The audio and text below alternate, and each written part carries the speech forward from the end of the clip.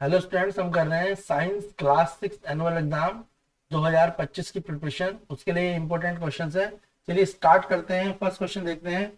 तो first question में आपसे ट्रू एंड फॉल्स पूछे हैं। तो फर्स्ट फॉल्स है पुअर विजन, यानी आंखों की जो अगर रोशनी कम हो रही है, पुअर विजन है, तो ये किस कारण से हो रहा है? Poor vision is a symptom of deficiency of vitamin C.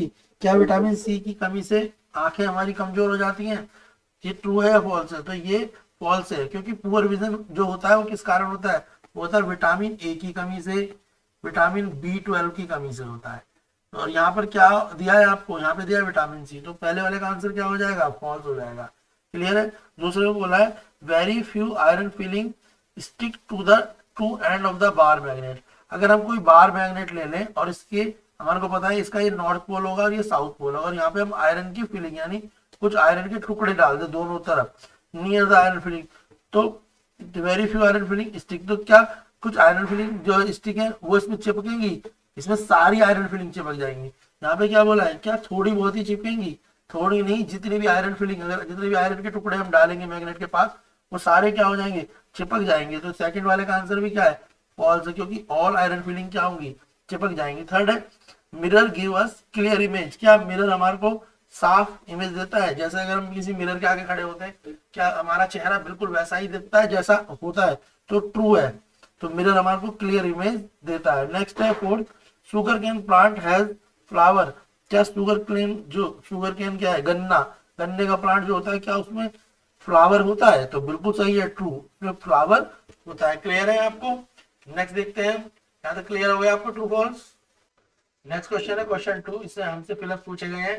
First fill up से आपसे जो पूछा गया है वो पूछा है कि फर्स्ट फिलअप क्या है आपका? फर्स्ट फिलअप में आपसे पूछा है the thin wire that give of light is called off the bulb. जो बल्ब होता है, बल्ब के अंदर एक वायर होती है। बल्ब जो होता है, बल्ब कैसा होता है? बल्ब कुछ बल्ब ऐसे ही होता है ना, ये कुछ बल्ब है, बल्ब के अंदर एक क्या होती है? एक वायर सी होती है।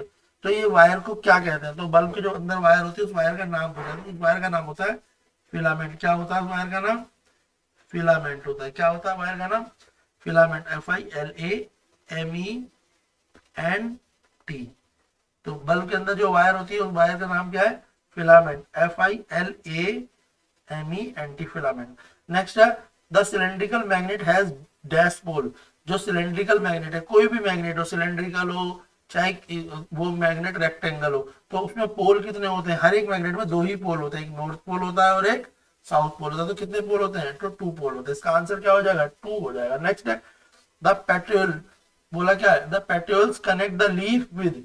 जो पेट्यूल्स होते हैं लीफ को किस चीज से जोड़ते हैं? तो स्टेम से जोड़ते हैं। किससे जोड़ते हैं? स्टेम से। लीफ को किस चीज से जोड़ते हैं? वो स्टेम से जोड़ते हैं। क्लियर है आपको? यहाँ तक क्लियर हो गया ना बेटा? ये तो नेक्स्ट है आपसे क्वेश्चन फोर्थ में पूछा है।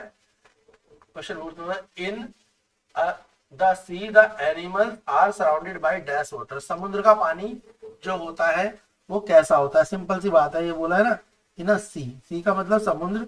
समुद्र में जो एनिमल होते हैं उनके आसपास का पानी कैसा होता है? तो उनके आसपास का पानी होता है सॉल्टी। तो वाटर कैसा होता है? वाटर होता है सॉल्टी। तो लिख देंगे हम सॉल्टी वाटर। तो इसका आंसर क्या आ जाएगा? सॉल्टी। क्लियर है? नेक्स्ट क्वेश्चन देखेंगे हम। क्लियर है बेटा आपको? नेक्स्ट क्वेश्चन है आपका right the answer of the following question in one word और वन सेंटेंस। तो हमारे को आंसर देने हैं वन वर्ड में और वन सेंटेंस में। तो फर्स्ट क्वेश्चन है why are the electric wire covered with the insulating material. तो जो इलेक्ट्रिक वायर होती है उसे इंसुलेटिंग मटेरियल से कवर क्यों किया जाता है? आपने देखा होगा कि बिजली की वायर के ऊपर प्लास्टिक की या रबड़ की क्या होती है? एक रैपिंग कर दी जाती है, तो उसे बोलते हैं इंसुलेटेड। दूसरा क्वेश्चन पूछा है give two example of transparent material.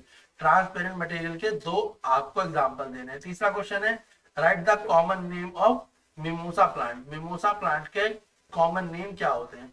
Question 12 है two example give two example where air can move an object. दो एग्जांपल देने हैं जहाँ पे एयर जो है किसी ऑब्जेक्ट को मूव कराती है। तो इसका आंसर देख लेते हैं। क्वेश्चन नंबर 12 के जो आंसर है वो आप देख लीजिए। तो पहला है, जो आंसर पूछा गया वो क्या था आपका? फर्स्ट आंसर था आपसे जो पूछा गया था, वो आपसे पूछा गया why are the electric wire covered with insulated material. तो इलेक्ट्रिक वायर इंसुलेटेड मटेरियल से क्यों कवर होती है? तो आंसर है to prevent wire touching each other. ताकि जो वायर होती है वो एक दूसरे से ना टच हो और प्रिवेंट हो, मतलब बच सके, ताकि कोई भी शॉर्ट सर्किट ना हो सके। तो आंसर क्या हो जाएगा, to prevent wire touching to each other. Next question 10 का एग्जांपल आंसर है, give two example of transparent material. Transparent material के एग्जांपल क्या हो सकते हैं, एयर और वाटर, दोनों के ट्रांसपेरेंट मटेरियल के एग्जांपल हो सकते हैं। Right the common of name of mimosa plant. Mimosa plant का हिंदी में बोलते हैं छुई मुई, तो मिमोसा प्लांट का कॉमन नेम है touch me not plant. Plant का नाम क्या हो जाएगा, टच मी नॉट, इंग्लिश में, हिंदी में छुई मुई सुना होगा। नेक्स्ट है give two example where air can move an object. ऐसे दो एग्जांपल दो जहां पे एयर मूव करती है किसी ऑब्जेक्ट को, तो काइट्स, आयरिड्स, सेल्स, ये इसके एग्जांपल होंगे। नेक्स्ट क्वेश्चन देखते हैं हम। तो नेक्स्ट क्वेश्चन है हमारा, वो होगा सेक्शन बी कर लेते हैं। पहला है obesity is not a deficiency disease, explain करना है। चलिए देखते हैं इसका आंसर क्या होगा।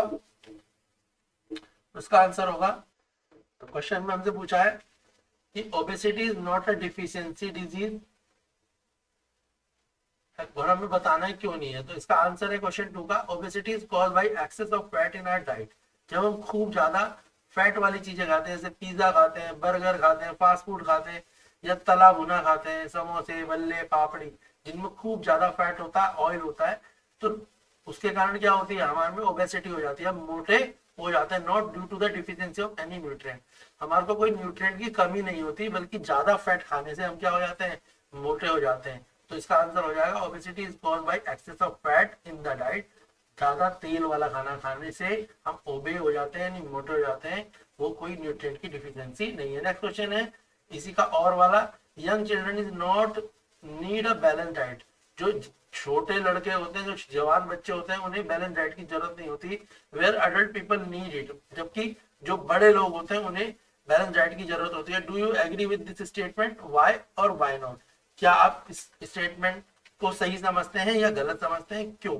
चलिए इसका आंसर देख लेते हैं। तो क्वेश्चन 2 का आंसर हो जाएगा जो ऑप्शन वाला है, young children do not need a balance diet where adult people need it. Do you agree with this statement, why और व्हाई नॉट? तो आंसर होगा नो।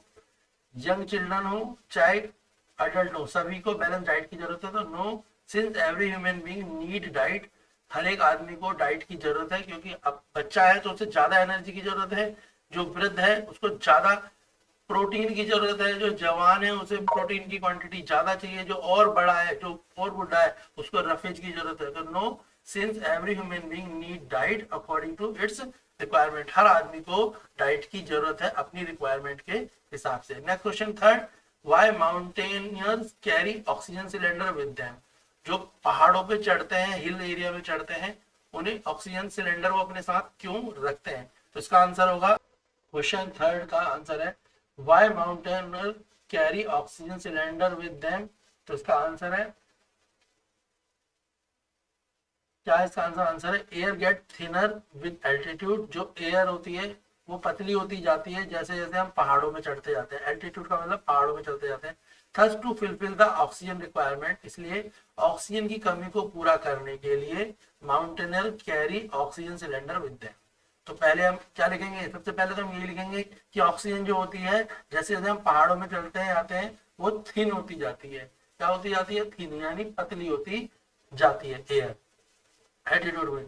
तो ऑक्सीजन की कमी हो जाती है जब भी हम माउंटेन में चढ़ते हैं। तो to fulfil the oxygen requirement, oxygen की कमी को पूरा करने के लिए माउंटेनियर कैरी करते हैं ऑक्सीजन सिलेंडर विद देम। फिर क्वेश्चन में से आप आंसर लिख देंगे, तो शुरू में लगाएंगे। इसी का और वाला ऑप्शन है, why we should not breathe through our mouth. हमें अपने मुंह से सांस क्यों नहीं लेनी चाहिए? हमें सांस हमेशा नाक से लेनी चाहिए, नोज से सांस लेनी चाहिए, माउथ से नहीं लेनी चाहिए। इसका आंसर है, if we breathe through mouth, अगर हम मुंह से सांस लेंगे, then dust and other harmful things, तो मिट्टी और कुछ मिट्टी के साथ ही और हार्मफुल थिंग्स भी कह सकते हैं, माइक्रोस्कोप, माइक्रो ऑर्गेनिज्म भी कह सकते हैं, micro organism can enter the body, और वो हमारी बॉडी में चले जाएंगे, और जिससे हमारे को क्या हो सकती है, हेल्थ इशू हो सकते हैं, हमें कई प्रकार की बीमारियां हो सकती हैं। इसलिए हमें हमेशा ब्रीथिंग कैसे करनी चाहिए? नोज के थ्रू, क्योंकि नोज में क्या होते हैं, हमारे हेयर्स होते हैं, जो जो जो क्या करते हैं, जो खराब पार्टिकल्स होते हैं उन्हें एंटर करने और डस्ट को एंटर करने से रोकते हैं। तो इसलिए हमें ब्रीथिंग हमेशा